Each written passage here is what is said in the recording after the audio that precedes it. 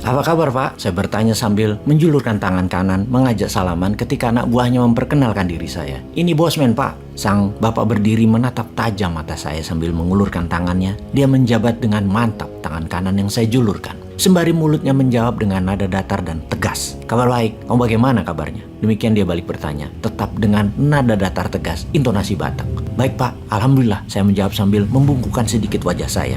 Bayangan saya teringat 30 tahun yang lalu sambil bertanya dalam hati, ini Bapak ingat gua nggak ya? Tapi pertemuan dahulu kan cuma sekilas, pakai nama code sign segala lagi. Pasti nggak berbekas di ingatannya. Ya sudah, saya pun tidak mempermasalahkan dialog pertanyaan di dalam hati saya tersebut. Apa kerja kau sekarang? Kalimat pertanyaan ini mengejutkan saya dan saya pun berpikir sekali lagi, dia ingat saya kali ya. Siapa Pak? Masih yang sama, membangun wirausaha sektor keuangan kecil-kecilan. Sambil menjawab, otak saya berpikir, lebih baik basa-basi bicara di permukaan. Yang penting saya bisa gali balik data beliau. Itu adalah kebiasaan bawah sadar bagi seorang manusia yang mempunyai platform berpikir berdasar threat analisis. Semua dilihat dari sisi ancaman dulu. Ancaman itu bisa berkurang atau hilang kalau kita dapat data dengan tepat, dapat informasi dengan tepat hingga knowledge solusinya bisa tepat. Begitu knowledge-nya kepegang, maka jadi tenang pikirannya. Karena itu tidak heran kalau beliau yang latar belakangnya kuat di intelijen, beliau lebih memilih bertanya dan menggali informasi terlebih dahulu. Dan di sisi kita yang lagi digali, hadirkan informasi sebanyaknya yang membuat beliau nyaman. Dan pastinya data itu bukan data terbenar tentang kita. Apa jenis keuangannya? Demikian pertanyaan selanjutnya darinya keluar bernada Batak yang kental. Nah, disinilah kuncinya. Kita jelaskan apa yang dia mau, bukan apa yang kita sebenarnya. Karena kita harus korek dulu data beliau nantinya. Barulah apa yang kita maui kita samakan dengan apa yang dia maui. Itu pasti jadi sesuatu. Setidaknya hatinya nyaman dengan kita. Dialog ini menjadi penting bagi saya tentunya berhadapan dengan seorang senior yang berpengalaman panjang sebagai pejabat ataupun sebagai pengusaha ataupun sebagai profesional dalam perjalanannya sebelum masuk ke dunia usaha dan menjabat. Pastinya saya tidak bisa cari informasi tentang dirinya, tentang mimpinya, tentang nyamannya, tentang maunya apa beliau ini selama saya lagi di-drill olehnya seperti sekarang ini, dibombardir dengan pertanyaan berbasis informasi olehnya. Saya harus cepat-cepat membuat dia nyaman dan menurunkan perisai pertahanannya, baru saya akan balik bertanya, drill balik dia. Bertanya model drill begini, mencari informasi, posisi dia sesungguhnya adalah dia mengangkat tameng perisai proteksi dirinya tinggi, sangat tertutup, full defense. Untuk membuat perlahan turun atau melepaskan tameng seseorang,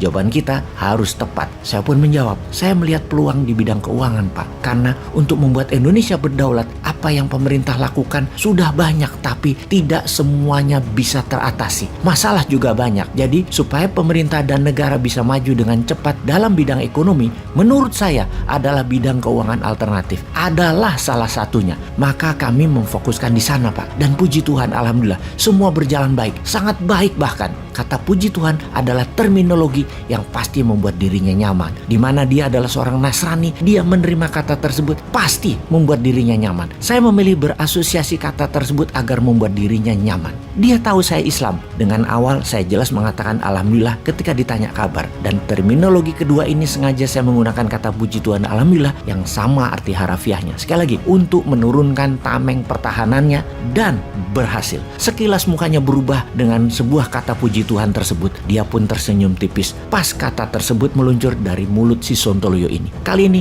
intonasinya menurun. Usaha macam apa pula itu? Nadanya setengah bercanda karena dia mengatakan dengan mata berbinar dan mulut tersenyum tipis. Inilah momen yang kita tunggu-tunggu. Tameng pertahanannya mulai diturunkan rendah sekarang. Yes! Kata saya dalam hati. Waduh, perlu waktu 5 menitan dan jelasinnya. Bapak kan sibuk, apa sempat? Dia pun berkata, cukup, saya santai kok. Demikian dia memastikan santai tersebut. Wajahnya menatap 3 asisten di ruang kerjanya untuk memastikan jawaban sambil setengah menongakkan wajahnya, meminta dukungan jawaban ke asistennya yang diangguk dan dikomentari satu asistennya. Iya, Bapak ada cancel meeting, jadi kosong sekarang jadwalnya. Izin menjelaskan kalau begitu. Saya memulai dengan sedikit masukan informasi. Kita kan tahu bank tugasnya menyimpan dana masyarakat dan menyalurkan kembali ke masyarakat.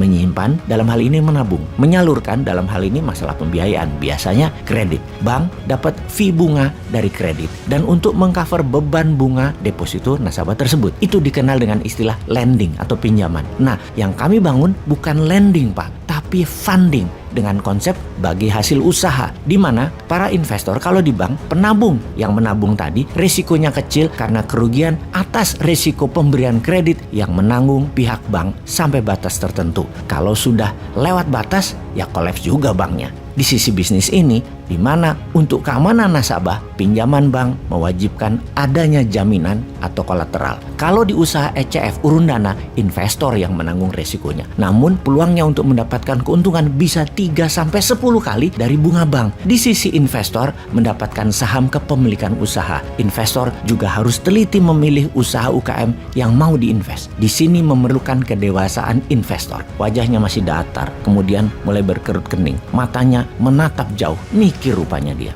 Saya lanjutkan monolog saya. Kita menarget UKM, di mana UKM di Indonesia kelas menengah ada sekitar 3 jutaan pengusaha dari data yang kami peroleh. Dari 3 juta pengusaha tersebut, itu pun kecil yang punya jaminan untuk dipinjamkan ke bank. Mungkin hanya 7%. Sisanya, kalau perlu pendanaan, sangat sulit. Ke bank tidak bisa, jadi perlu private investor. Kalau IPO ke bursa efek pun sulit karena omset perusahaan UKM kelas menengah tersebut belum mencapai syarat untuk bisa IPO di IDX. Itulah sektor keuangan yang kita sedang kembangkan, menarget UKM namun yang kelas menengah. Belum bisa ke kelas yang kecil atau mikro, Pak. Model bisnisnya adalah pendanaan umum ala IPO berbasis urun dana, equity crowdfunding istilah kerennya. Targetnya pembiayaan usaha menengah untuk bisa scale up menjadi besar. Nama perusahaan kami adalah Santara, Pak. Alhamdulillah saat ini menjadi perusahaan terbesar di Indonesia di bidang pembiayaan UKM kelas menengah. Walau secara kebutuhan pasar pembiayaan masih sangat kecil, baru menutup 0,1%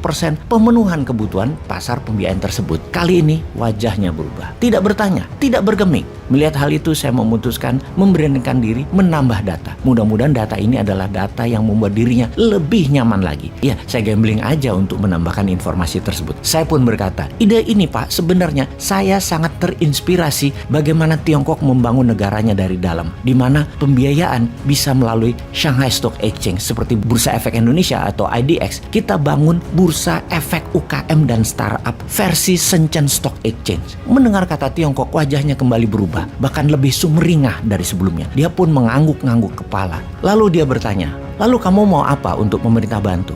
Bagi saya, pertanyaan ini di luar harapan saya, bahkan lebih. Yang saya jawab cepat, pemerintah kalau bisa mempromosikan bursa UKM ini lebih kencang lagi, lebih masif lagi, agar semua UKM kelas menengah yang ingin pendanaan ada alternatif, yaitu dengan urun dana dan bursa secondary. Setelah Indonesia resmikan dengan target ketika opening di tahun 2023 tahun depan, ada lebih 200 perusahaan UKM kelas menengah melantai di bursa efek UKM terbesar di dunia. Kamu sudah siap untuk menjadikan itu semua kenyataan? Dia bertanya sambil melihat jam dinding yang saya tahu waktu bersamanya sudah di ujung pertemuan. Saya pun menjawab, sudah sangat siap. Sejak tahun lalu kami siap. Hanya tunggu momentum, tunggu dukungan pemerintah. Karena mengedukasi, membangun kekuatan bangsa dan negara memerlukan semua elemen penunjang. Dan negara terutama pejabatnya itu juga hal yang sangat penting. Di ujung kalimat itu wajahnya kembali datar, tak bergeming, mungkin sedang berpikir. Tidak tahu juga saya belum kenal banyak dengan dirinya sekarang. Sebagai seorang menteri koordinator, seorang opung yang sangat beragam pengalamannya, baik sebagai profesional yang panjang sebelum dirinya menjadi pengusaha dan menjabat jabatan politik. Apapun jawabannya itu, saya menunggu diam dalam posisi duduk tegap sikap sempurna, hingga sebuah kalimat terdengar di telinga saya. Ayah, habis sholat subuh anterin mas pertandingan bola ya. Itulah suara putra nomor 3 saya bicara dengan suara pelan memecahkan impian saya ini. Saya pun ucek-ucek mata, beringsut bangun sambil ngomong dalam hati, ini ngimpi kok jelas bener ya, kayak beneran, sampai nggak bisa bedain mana reality, mana imajinasi, mana lamunan.